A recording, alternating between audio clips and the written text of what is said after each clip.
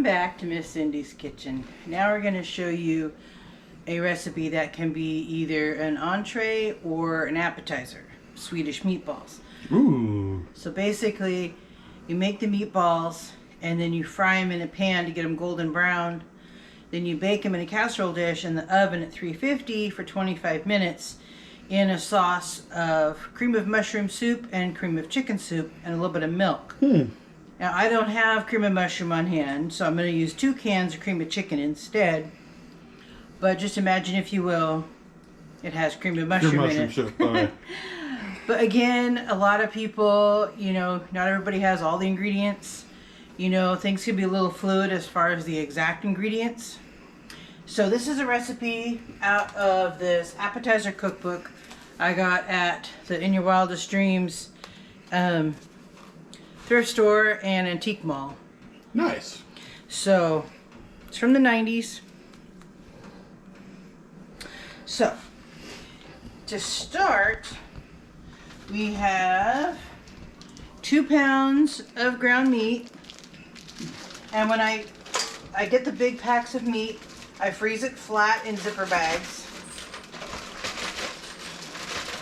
And you do that why?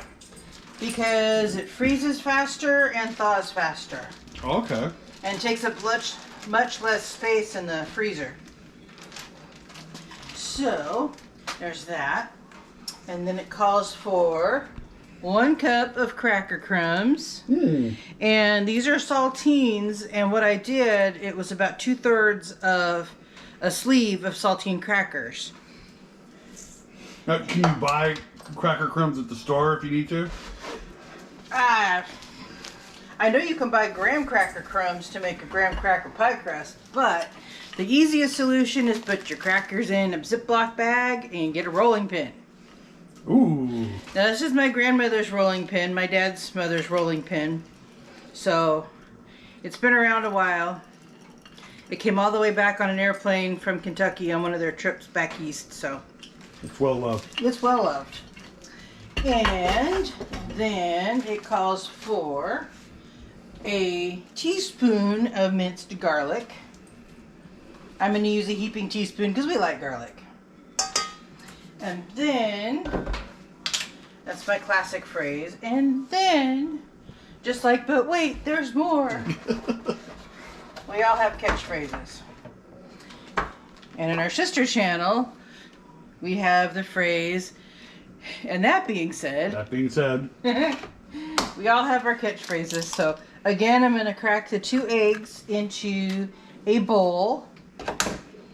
So that way, if I need to fish out an eggshell, it'll be a little easier.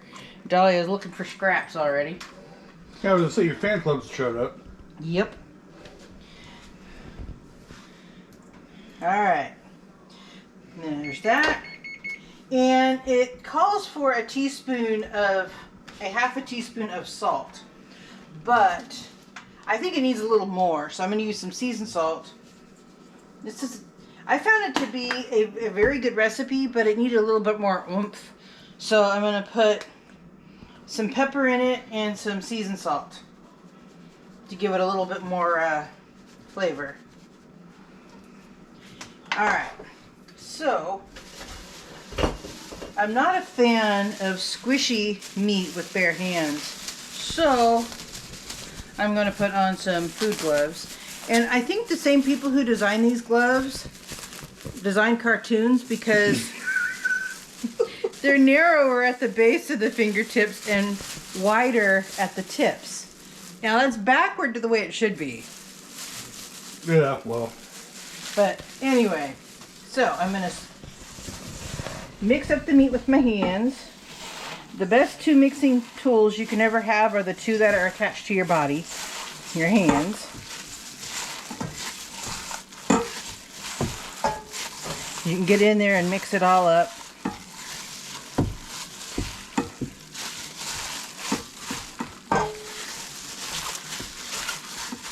Squish, squish, squish. Alright. See, there's a pocket underneath that didn't quite get mixed in, so you just gotta flip it over and check for unmixed in ingredients. Alright. And now that it's mixed, I'm going to brown them in the skillet. Okay. And then once they are browned, I will put them in a baking dish and make the sauce for with the cream soup. So, let me get some oil in the skillet. Now, this is your, I want to see your, what kind of skillet is It's this? a cast iron skillet. Cast iron skillet, yes. Yeah, I got this from, I ordered it from Kohl's because I needed a large cast iron pan. So, gonna turn the heat on. Alright, and then I'm gonna put another glove on so I can roll out the meatballs. Now, just out of curiosity, why do you brown them first and then put them in the casserole dish? Well, that's what the directions tell me to do. Okay. But basically, whenever you are going to cook meat, you want to sear it first, and that kind of seals in the moisture and gives it more flavor. Oh, okay. I think that's the science behind it. So, let's see. I find the easiest thing to do is to start with a cookie scoop and then just kind of shape the meatballs. Doesn't have to be exact. And you can even just go from scoop to pan. It doesn't have to be fancy. It's just quicker just to do it like that. Plus these gloves are a little unwieldy. I don't know whoever designed these, but they make the ends of the fingers wider than the base. So.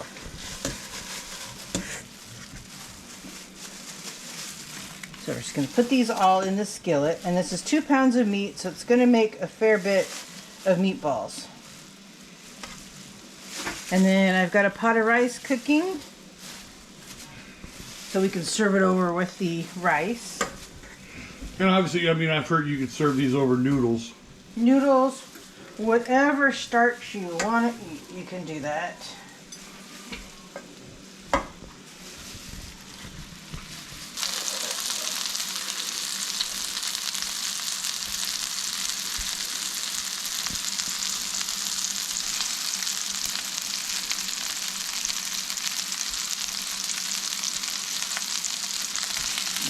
Battery.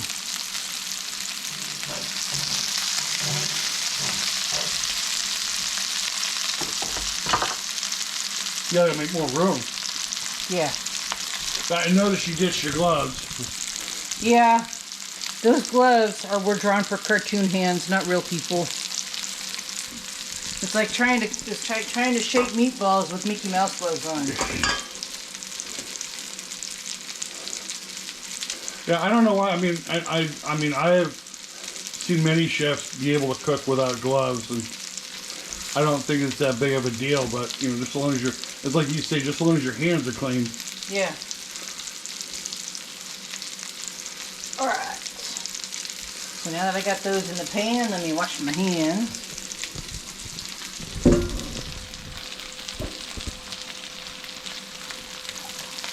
That looks good. How many meatballs do you think is in there? I don't know. I'm not about to count. Otherwise, I'm gonna be like, it's gonna be like a Sesame Street episode.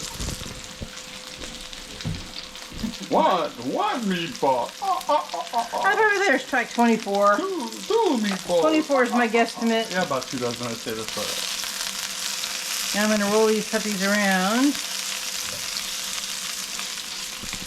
It gives them a lot more flavor and texture.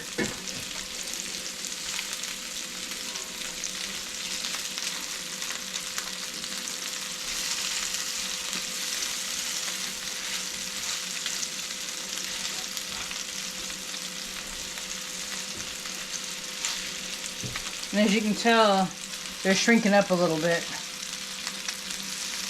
smells delicious. I mean, I'll give you that much. Yeah. And cooking greasy food in a cast iron is great for the pan because it needs grease to set make its own non-stick finish.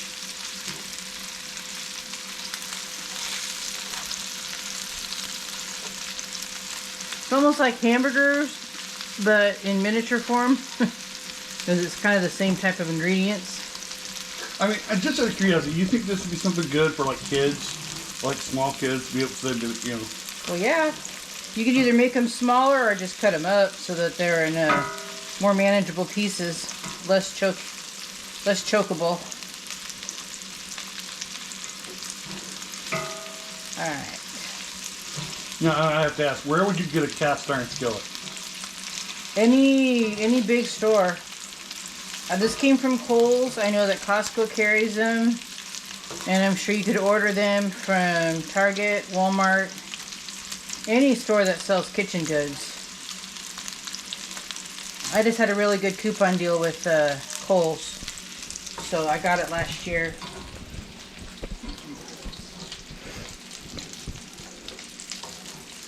Was it expensive? Probably about $35 on sale. Okay. They normally run between $75 and $80.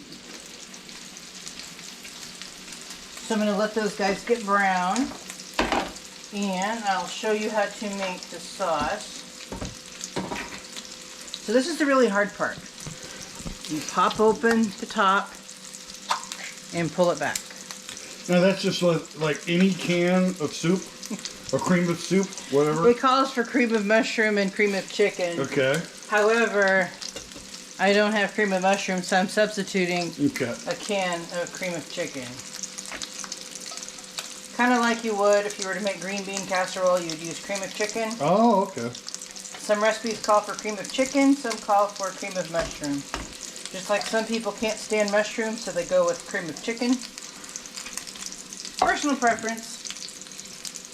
You know, not everybody's going to like every single thing, so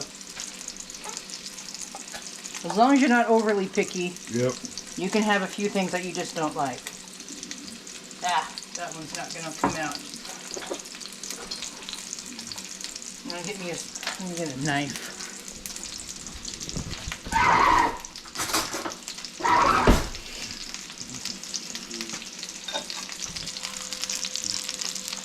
Oh, wow. Sometimes pop tops need a little help. You just use like a little butter knife there. Yeah, because you wouldn't want to use a sharp knife. Well, no, I know some people use spoons, so. Well, yeah. Well, a knife, the same reason a butter knife makes a good flathead screwdriver. It's a very good all-purpose tool. They come in handy for flattening boxes too. Alright, and this calls for a half a cup of milk. And where's the half cup? There we go. Alright, so half a cup of milk. And it says plus 2 tablespoons. Plus 2 tablespoons? I don't know. I guess half cup wasn't enough. 2/3 would have been too much. So, here we go, 2 tablespoons. I'm going to put that in. And then, where did my whisk go? There it is.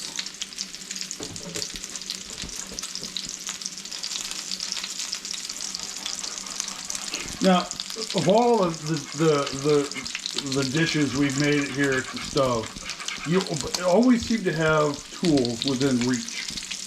That's the importance of a well set up kitchen. You need to set up your tools where you're going to use them. Like I have all the nylon tools next to the stove because I use nylon tools to cook with. Mm-hmm. And I just have all the caddies separated.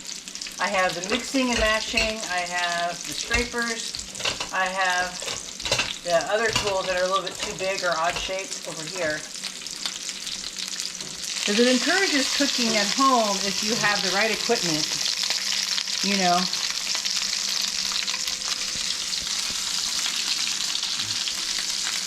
Alright. As long as these get mostly done in the skillet, they'll finish up cooking in the oven.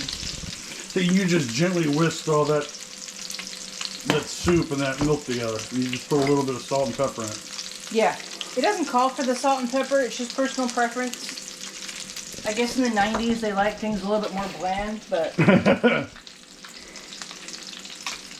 Seasoned salt and plain old black pepper can work wonders for basic seasoning. And I tried this recipe once and did it exactly the way it called for, and then I thought, you know, it needs a little bit more salt and pepper, so now that I'm making it again, I know what would suit it better. Yep.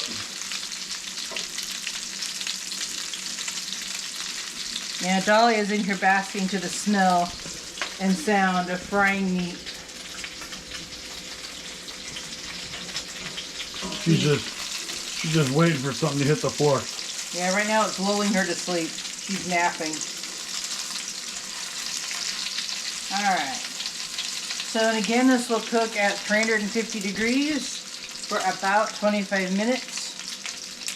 And then we will serve it over rice. And then we'll fix a simple side dish to go with. Probably either canned green beans or canned corn. So, let me know what your vote would be for a vegetable to go with this. Alright. So, now that they're mostly done, I'm going to put them in the baking dish.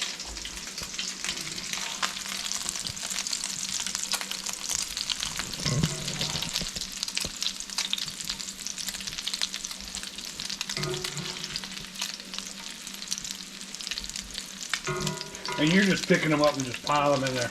Yep. You don't need to have any system, or Nope. you don't need to be formed in a particular way. Nope. Just pick them up. It's like kids in a classroom. Everybody just walk on in and find a spot. Well, actually, in a classroom, they all have assigned spots, but we'll just call this recess. They can pick where they want to stand. Alright. So, now we got them all in there. Ow, phooey. Got a little grease on you. Yes. That's what happens when we have lots of questions while you're trying to think. Alright. Oh, I'm sorry. Alright.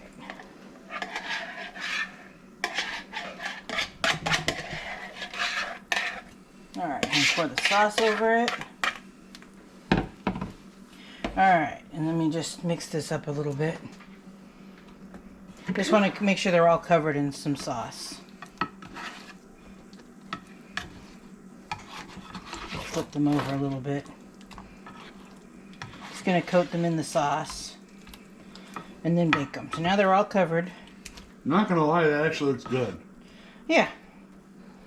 Alright, so let's put it in the oven. Alright. Alright, and we'll be back with you when they're ready to come out of the oven. Alright. The moment you've all been waiting for. Getting the meatballs out of the oven. Oh my gosh. Doesn't that look yummy? That looks delicious. What do you think, Tyler? Good. That looks good, huh? Alright. I'm going to set that down. Turn the oven off. Now, again, you cooked that at what? 350 for about 25 minutes. Okay. So, and ahead of time I already had a pot of rice going. And then I heated up some canned green beans. So now you've got a simple dinner, or you can have the meatballs as an appetizer or a snack during the big game, whichever you prefer. So I'm going to dish them up. And then, if they're not too boiling hot, we can have a taste test for you. Come around, Tyler. Yeah, come on around, Tyler. Get see you have a taste test.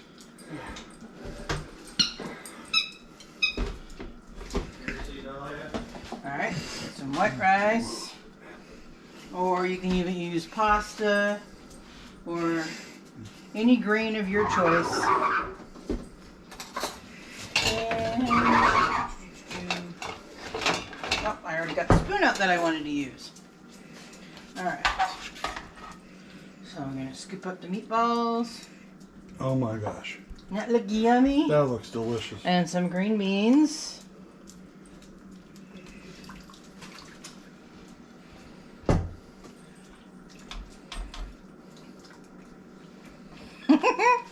It looks like a face. It does. It's a happy plate of meatballs. Now, really quick, could you use other ground meat other than just beef? Can you use like ground turkey or whatever? Yeah, I'm sure it would work fine, whatever your preference is. Basically, the recipe is a guide. You can use ground beef or turkey or chicken or ground pork. You can just try whatever. And for those avid hunters out there that have venison in their freezers, you can have a ground deer in your food if you want to. I never knew you could have ground deer. All right, Tyler, how are they? They're not too terribly hot.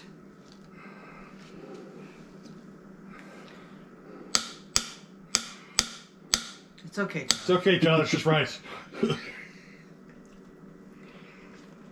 Hot.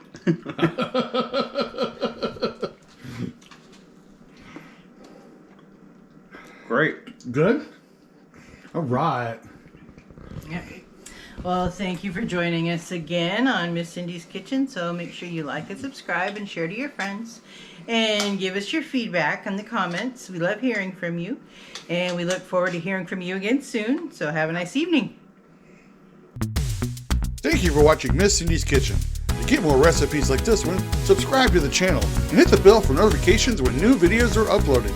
Share it out to your friends, family, neighbors, and leave us a comment to let us know how this recipe worked for you. And don't forget to hit that like button. Again, thank you for watching Miss Cindy's Kitchen.